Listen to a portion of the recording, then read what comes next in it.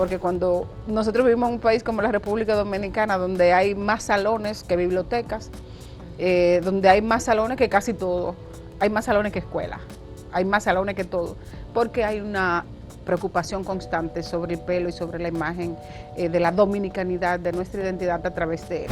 Tú me dices a mí que la escuela no tiene ninguna responsabilidad, pero luego cuando vamos a espacios de restricciones en relación al pelo y peinado de la niña, ¿qué tú crees? El 59.1% tuvo restricciones durante su formación en la primaria y en la secundaria. A veces nosotros asumimos los fenómenos como el que pasa, que uno está en todos los sitios y uno está viendo chicas con el pelo rizado y piensa que ya la situación pasó. Así y nos hacemos todos de la vista gorda y resulta que el sistema nunca deja de funcionar.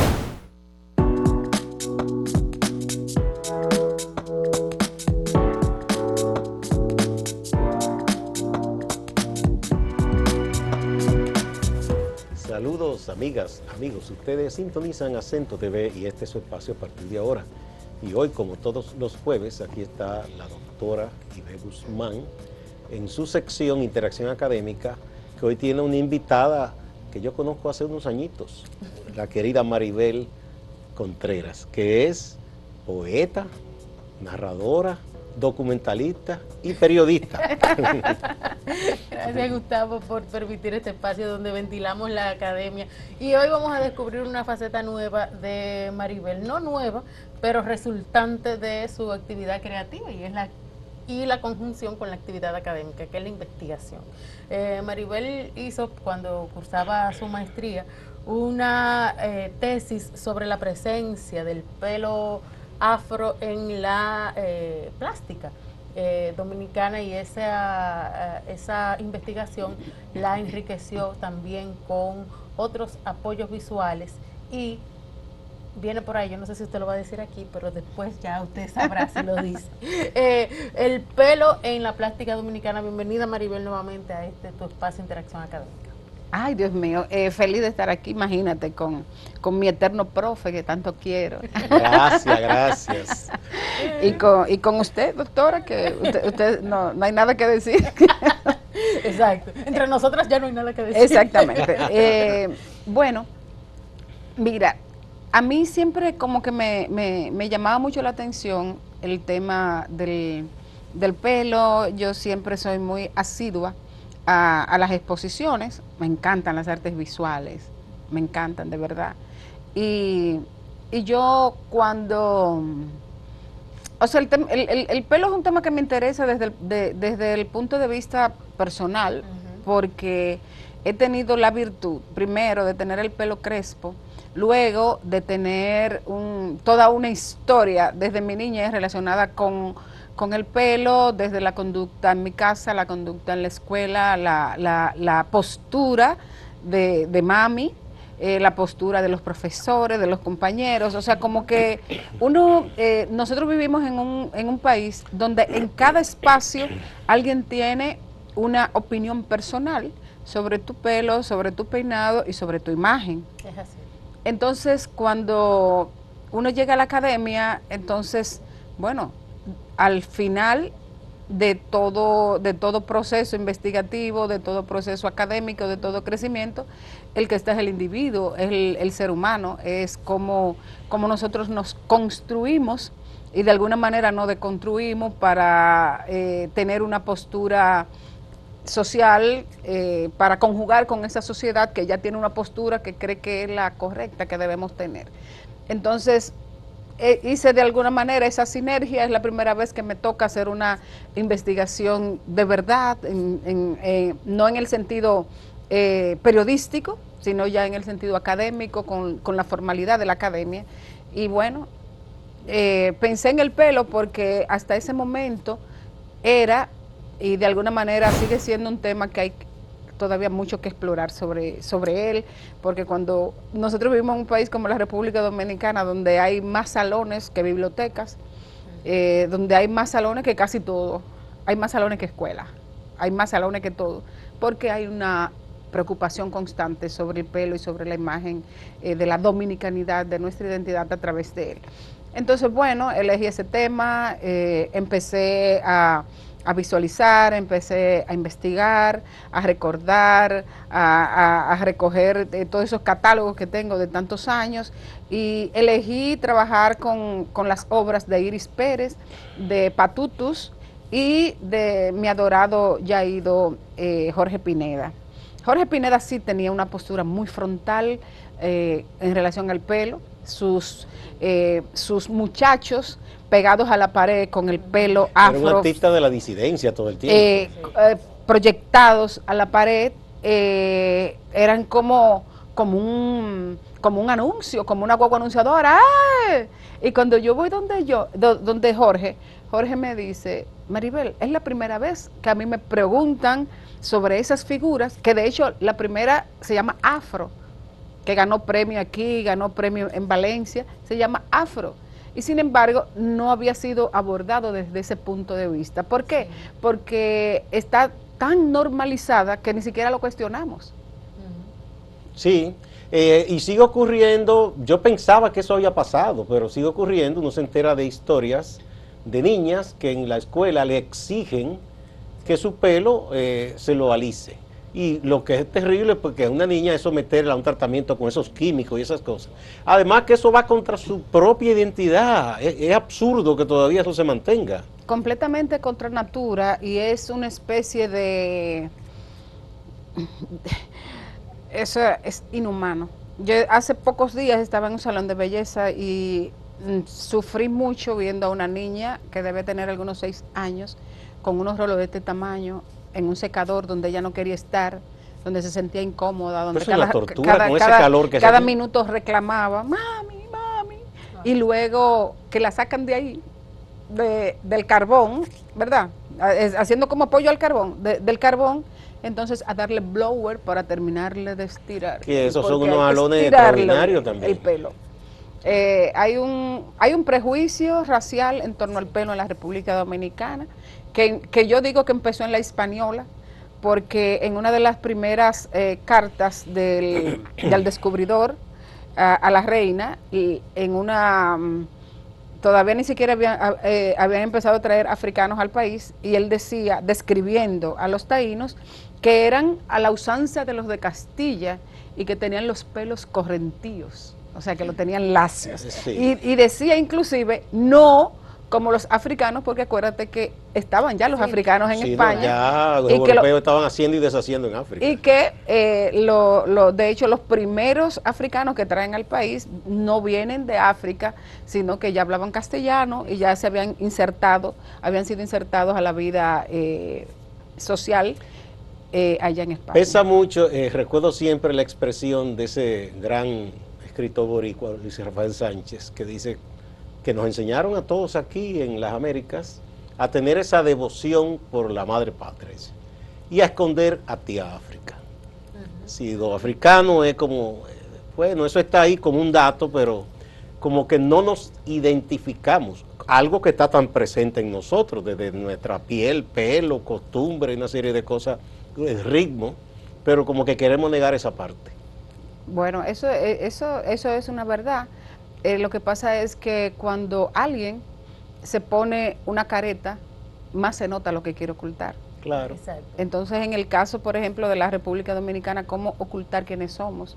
Si es que somos así, si es que tenemos un origen, si es que hay una mezcla tan importante, tan diversa y tan interesante, que no hay un país en el mundo que tenga una mezcla tan acrisolada y tan contundente. O sea, los colores de piel y las texturas de los pelos de las dominicanas tiene una diversidad increíble. O sea, no pudieron decir, no, todos los negros tienen el pelo crespo. Aquí no. Aquí tenemos de todo. Sí, sí. O sea, tenemos... aquí ha venido gente de tantos lugares. Aquí ha venido gente de tantos lugares y nos hemos mezclado con tanta gente y sin embargo seguimos siendo mayoría mulata en el mundo. No hay ningún otro país que tenga una mezcla tan fuerte como nosotros, porque los negros en la mayoría la realidad social y cultural e histórica del negro en este espacio es distinto a los otros procesos, porque por ejemplo los franceses no se mezclaron con los esclavos libertos de Haití, de hoy Haití. Los ingleses no se mezclaron con los jamaiquinos. Entonces, en la mayoría de los países, los portugueses no se mezclaron con los brasileños, con lo que hoy son los brasileños. Entonces, en la mayoría de los países, la realidad de genealógica, ¿verdad?, en términos de mezcla es distinta, porque la mayoría, los negros se quedaron siendo negros, no se mezclaron, y los blancos se quedaron siendo blancos. Aquí la mezcla fue casi total. Ya desde el siglo XVII, la presencia blanca era menos de un 5% en la isla. Vamos a una primera pausa, chicas, con la anuencia de ustedes y volvemos.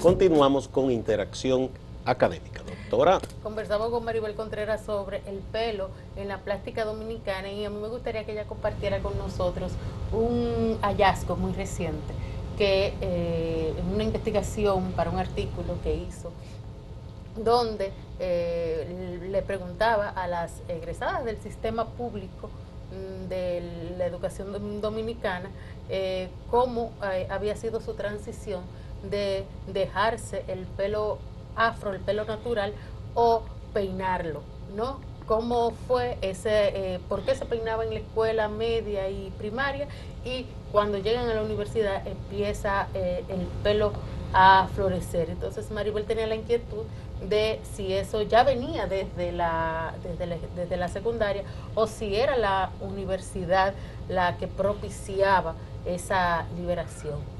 Bueno, ese fue un análisis muy interesante. ¿Por qué? Porque, o sea, es evidente que las chicas llegan a la academia con su pelo rizado, con su estilo, y de repente uno va viendo que como que hay una transformación, que van cambiando al pelo natural.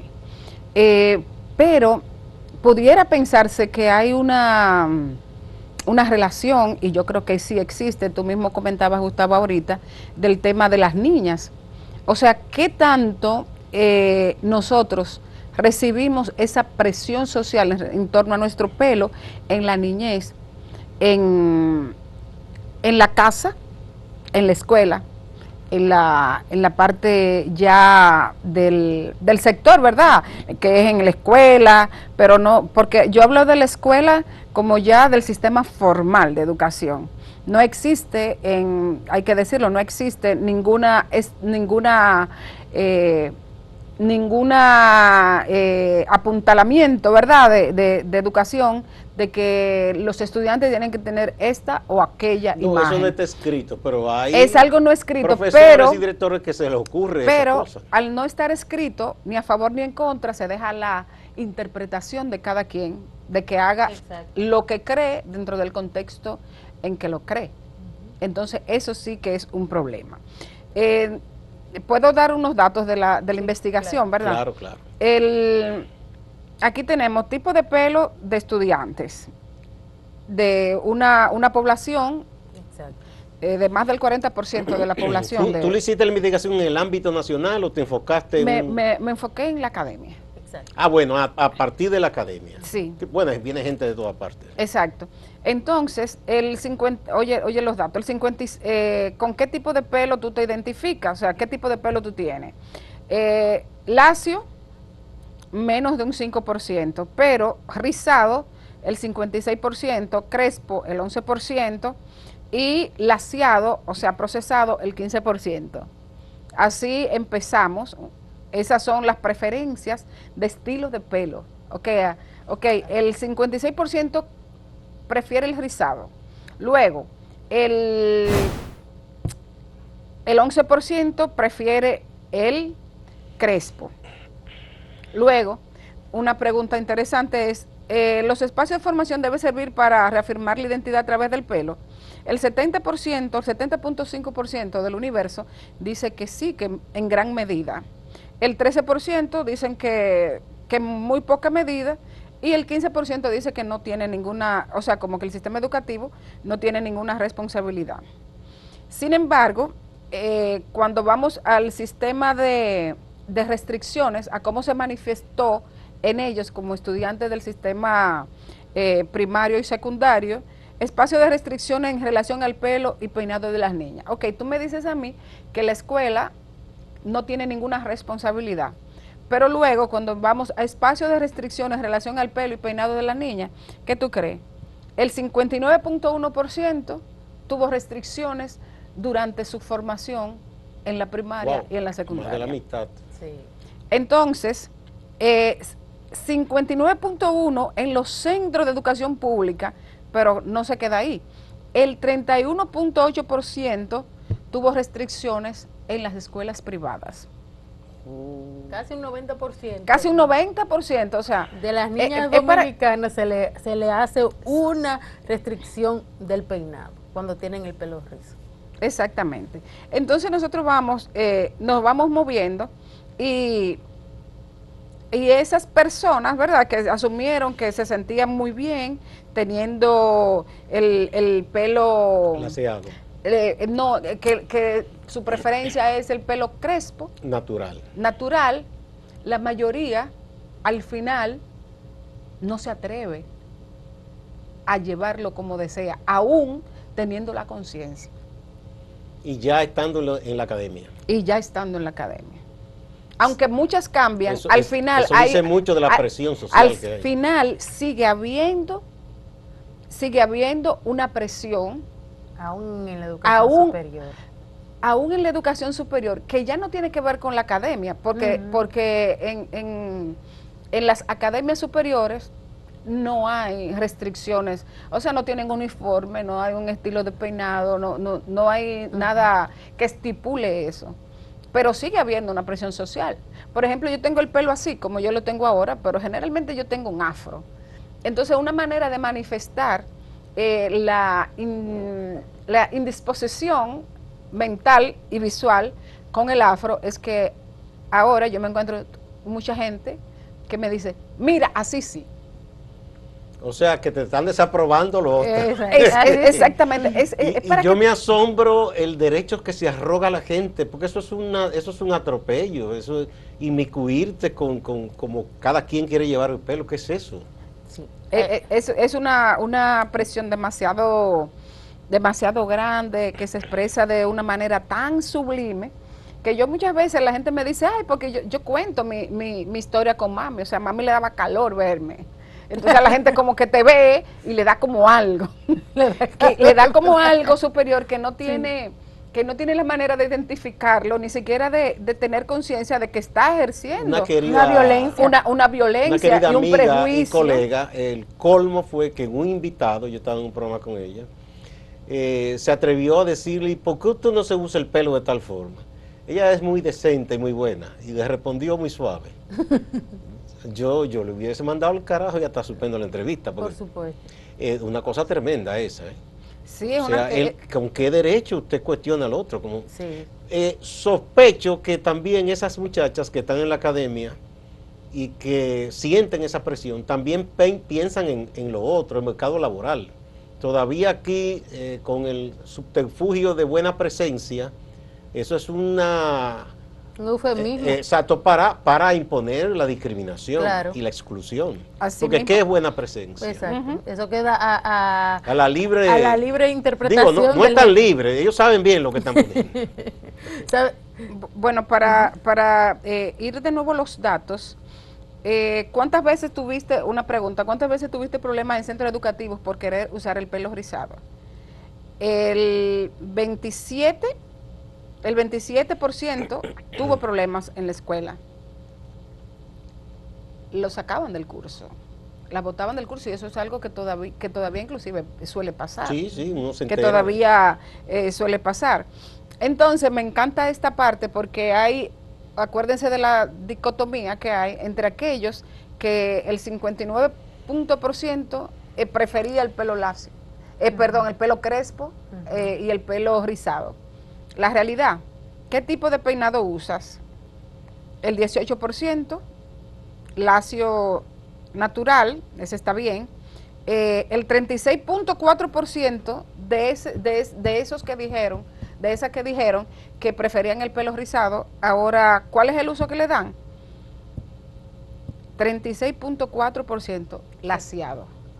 O sea, yo prefiero el pelo rizado, pero prefiero el pelo crespo, que era casi más de un 70%, pero en la realidad el 36.4% tiene por encima de su preferencia que usarlo laciado. Wow. Vamos a otra pausa y volvemos.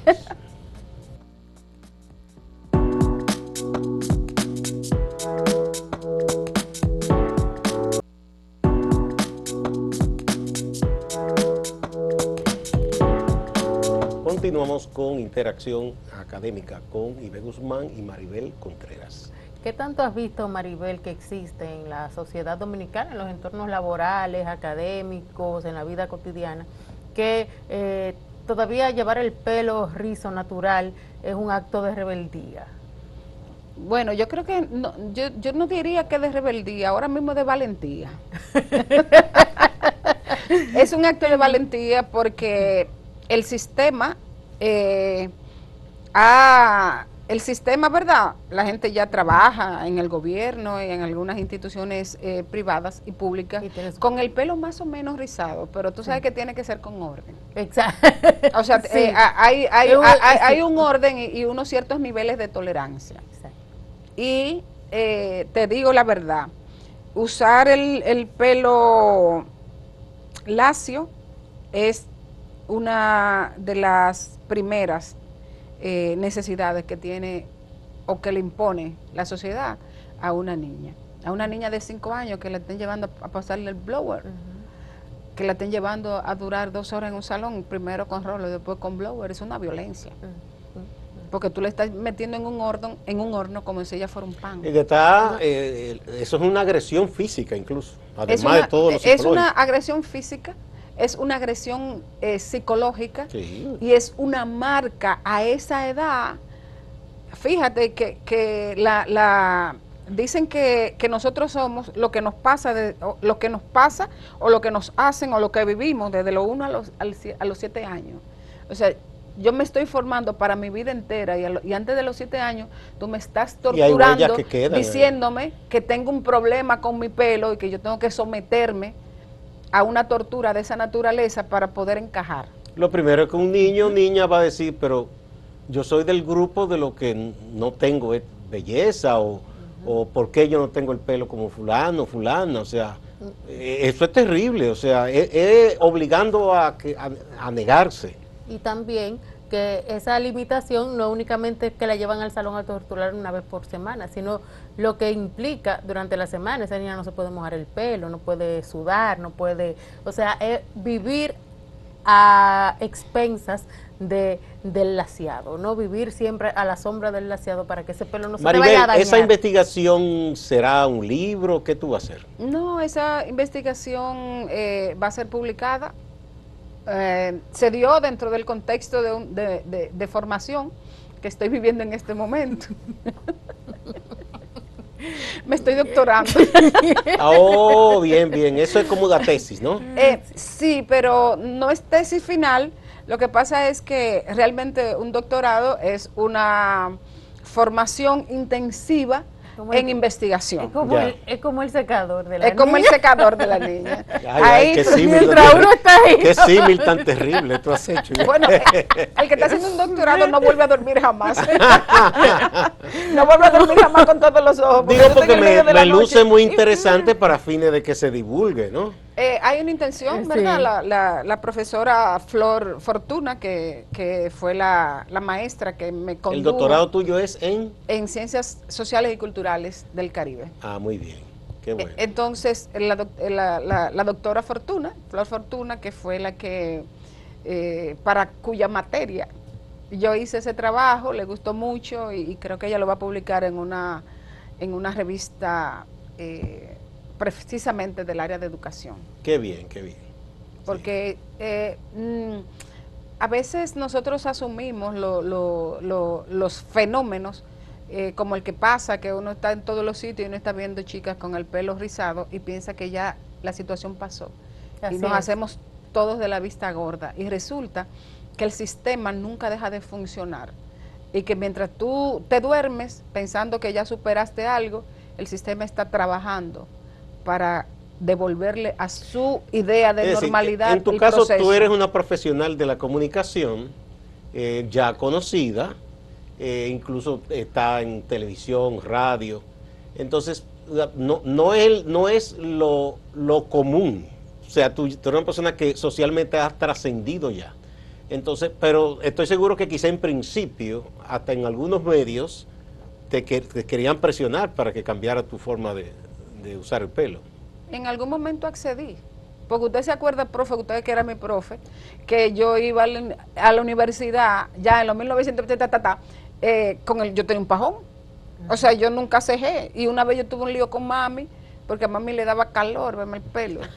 Y dice, muchacha, a ti no te da calor. Pero después de eso se dio. Eso era cuando yo tenía 16 años. Sí. No, ya no ha cedido, mami no cede. Ella nunca cede. No, porque ella no cede porque ella es parte del sistema. O sea, mami no sabe, no tiene, y yo siempre lo digo y lo dije en el documental, mami no sabe que ella está ejerciendo esa presión, Sí, porque para ella eso es algo con lo que ella se crió y Un ella se constructo formó. social terrible. Y esas percepciones son difíciles de deconstruir. No ¿Ok? es fácil. No es fácil. Entonces yo tenía, mi hermana mayor, Keris, estaba estudiando peluquería. Entonces yo le dije, manita, quítamelo todo. Y a los 16 años yo me corté por primera vez todo el pelo. O sea que mi postura ha sido muy definida y muy definitiva desde tiempos inmemoriales. Te pelaste peladita en ese momento. Sí, yo estaba buscando mi cédula, porque en la primera cédula que yo tuve, que era a los 16, yo tengo el pelo corto, ya. O sea que eso siempre fue Bueno, la presión un es tan motivo. fuerte, a propósito... ¿Alguien te ha dicho así? Te han dicho así explícitamente, tienes que laciarte el pelo. Sí, Se lo han dicho. sí. He tenido problemas con trabajos también, en espacios laborales por el pelo. Ay, Dios. ¿Cómo? Después de que ya tú has ejercido. Sí, sí, Después sí. que yo esté Sí, famosa, sí, profesora. Sí, que eres conocida, sí. Claro que sí. Sí. Bueno, eso es tan fuerte que tú sabes que las dominicanas que tienen salones de belleza, por ejemplo, eran muy demandadas en Haití por toda la experiencia que tienen alisando pelo. Igual que en Atlanta, Georgia, un amigo que estaba aquí nos mandó un reportaje en una ocasión, que las afroamericanas le gustaba el salón de las dominicanas, decían que eran muy buenas haciendo Bueno, de rizado. hay una investigación que hizo Ginetta Candelario, una doctora investigadora dominicana, sobre los salones de belleza en los Estados Unidos, en Washington. Hay una escritora y una trabajadora de la resistencia africana en España, Desiree Vela, que escribió un libro, y en ese libro aparecemos nosotros, o sea, aparece la presión y todo lo que ella sufrió con su familia, viviendo en España y en la escuela, con el pelo crespo. Entonces, que la solución de su mamá fue que alguien le dijo, de un salón de unas dominicanas Que en son Barcelona, buenas en eso. y ellas se tenían que levantar de madrugada, recorrer cientos de kilómetros para Wow. llegar a ese salón, para que entonces la dominicana resolviera ese problema. O sea que nosotros no tenemos maestría Sí. en resolver problemas de pelo crespo. Blanqueando. Muchas gracias, Maribel. Es un encanto siempre conversar contigo y con Ibe. Qué bueno, te felicito por esa investigación. Ojalá que se publique y que haga otras investigaciones parecidas, así tan interesantes. Después vienen esas otras investigaciones. Muy bien. Vamos a hablar de ellas. Después que ella descanse un poco y Sí. duerma. No, que no se puede, no puede descansar. No puede. Si Muchas duerme, gracias. perdió. Igual a ustedes, amigas y amigos. No se vayan, que hay más en Acento TV y Acento Portal.